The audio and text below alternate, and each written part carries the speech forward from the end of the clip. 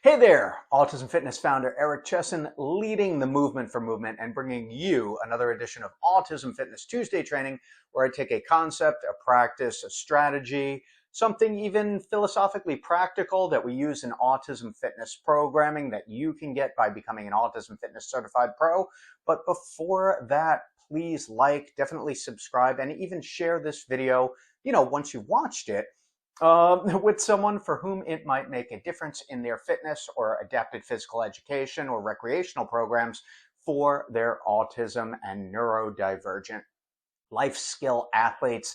In this edition of Autism Fitness Tuesday training, we're going to be covering prompting from a couple of different perspectives. Now, of course, prompting is when we provide some additional guidance or an additional cue or some type of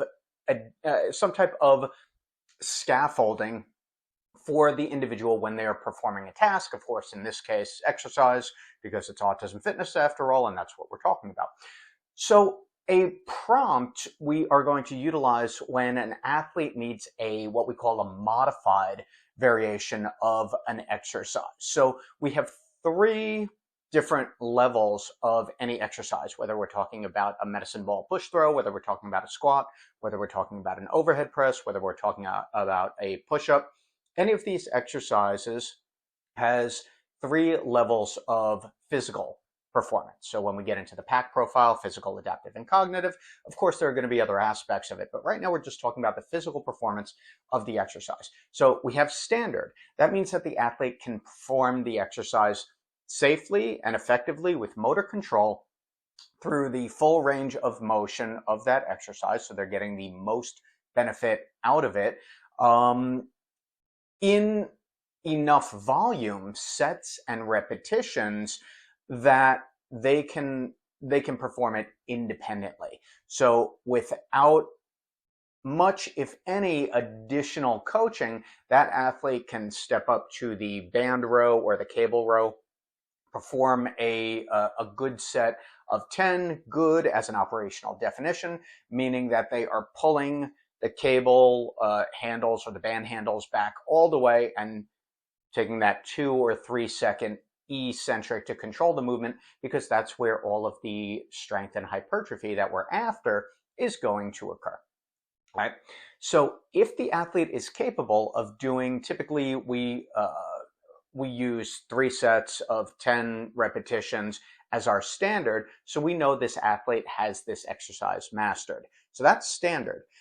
Beyond standard, so the athlete can do 3 sets of 10 reps, they look great. Okay, now we can start to progress the exercise. We can add repetitions. We can add weight. Those are typically the 2 main ways, in addition to adding more sets of the exercise, that we would progress a strength movement. Now, modification is one of the most important, easily overlooked aspects of fitness training and fitness programming for the autism and neurodivergent population. Why is this the case? Because many neurodivergent individuals, and this is in the literature and we can see it show up in daily life, have difficulties with motor control and motor execution, strength, stability, all of these different challenges.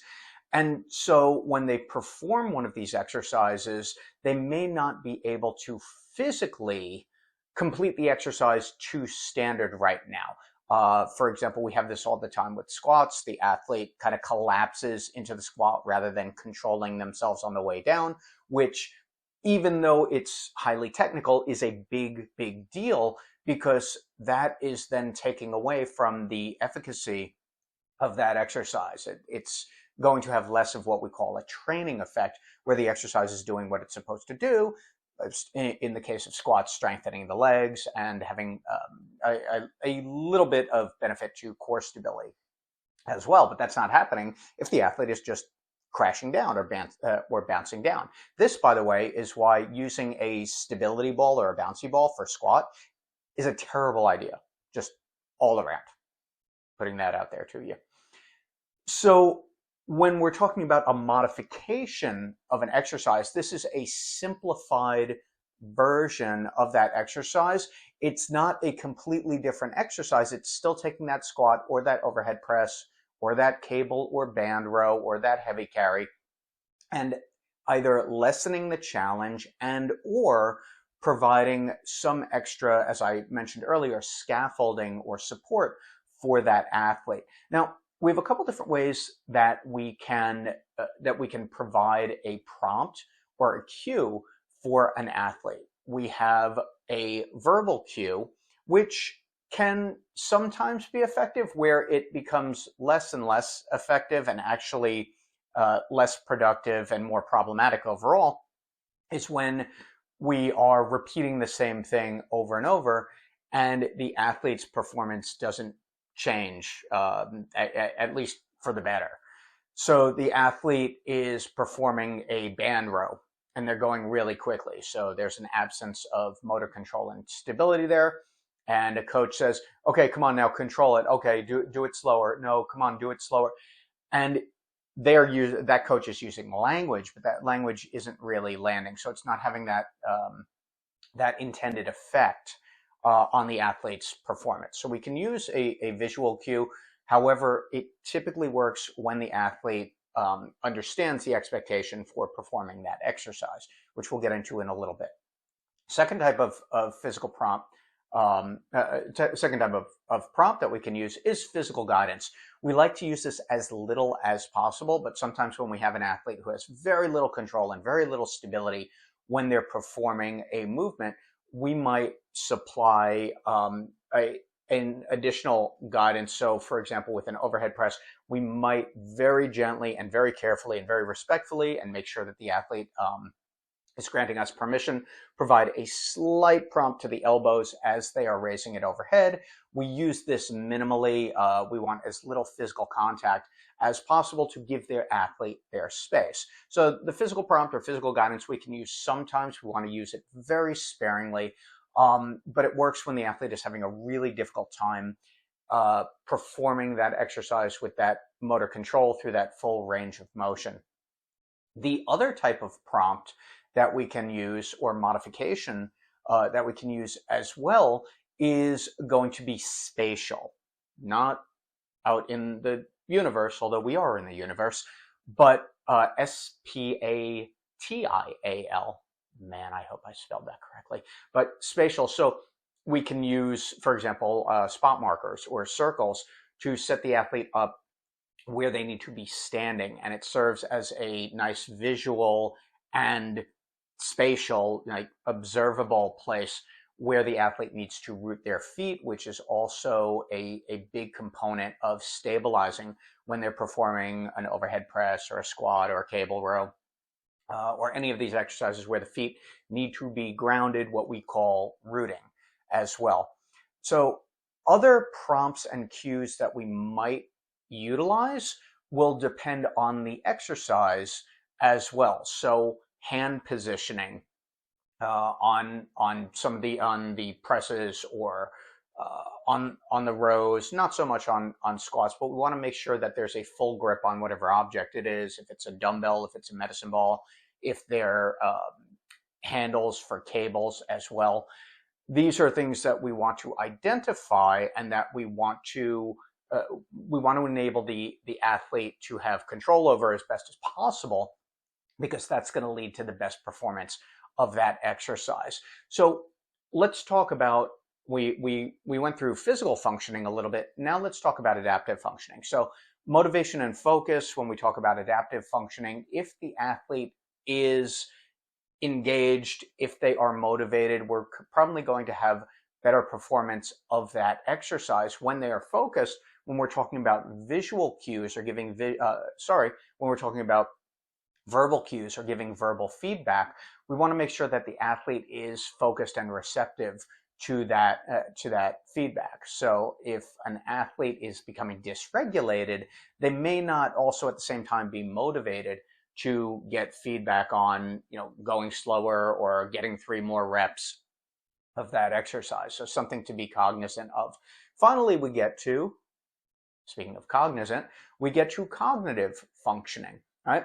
Coming back to something I mentioned earlier with respect to a verbal prompt, particularly when we're talking about a measure of difference. So faster, slower tend to be the big ones.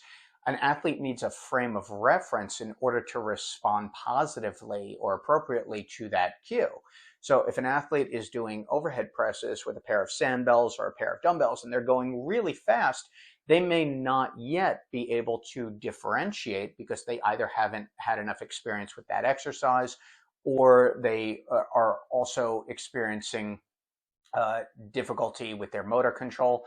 They may not be able to differentiate between going fast and then having a nice, slow, controlled movement pattern with that overhead press. So sometimes that cue, even though it's accurate, or that verbal prompt, even though it's accurate, is not going to have the intended effect because it's not landing for that athlete. So you may be saying it, but are they actually processing it? And even if they understand the words, are they putting it to practice while performing that exercise? So that gets us to the last prompt that we can use. One that is highly effective is the mirror prompt, which is where we are performing the exercise within the athlete's range of vision so that they have a model cue of what that exercise is intended to look like.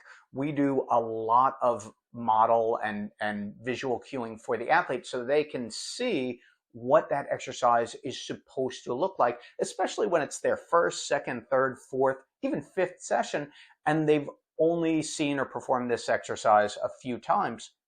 If we want to commit it to working memory, it makes sense for us to demonstrate the exercise for that athlete. In autism fitness programming and in the certification, we have a process that has proven quite effective called label, demo, do, and cue, where we name the exercise, we demonstrate it for the athlete, and then we enable them to perform it so that we can cue the exercise as we need to. But the mirror prompt is by far and away the most useful prompt that we have for the majority of our athletes, because it doesn't involve getting in their space. We are simply demonstrating the exercise for them. And then once they see it, they perform it to the best of their current ability, and then we can tweak from there as well. So the mirror prompt also requires us to understand how to perform that exercise, which should go without saying, and yet it doesn't, that sometimes being competent and capable in actually doing each and every exercise will make us better coaches. So knowing how to squat, knowing how to do the overhead press, performing it on a regular basis so that we have an appreciation for it too. Coaches who are most effective are the coaches who train themselves also and are very familiar with these movement patterns. So that's something to definitely keep in mind with fitness programming, that understanding the nature and the performance of each exercise is going to make you a better coach. So that's a little bit about cueing and prompting. Again, that mirror prompt is oftentimes going to be the most effective across an entire range of different athletes, whether we're talking about athletes who need high support, athletes who are much more independent in their fitness program. Sometimes cleaning up a movement pattern is as simple as demonstrating it again for the athlete and highlighting for them verbally what what also can be incorporated. So big pull and then going slow with that band or cable row. Tone is going to be a factor there as well. That's a big deal. So subject for another video, and that's it on cueing and prompting right now.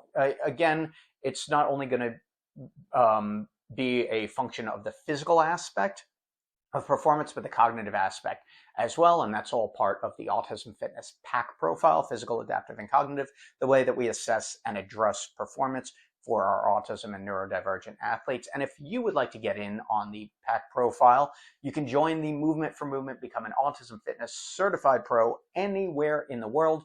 You have your online course, and then you meet with me or one of our master pros for your full day virtual hands-on practical. You can learn more about that at autismfitness.com. There's a link in the description below. And speaking of the description below, I'd love to know what you think. Please leave your comments down there. Helps the algorithm. Don't forget to subscribe and like and subscribe, whatever order you want to do it, and it's fine.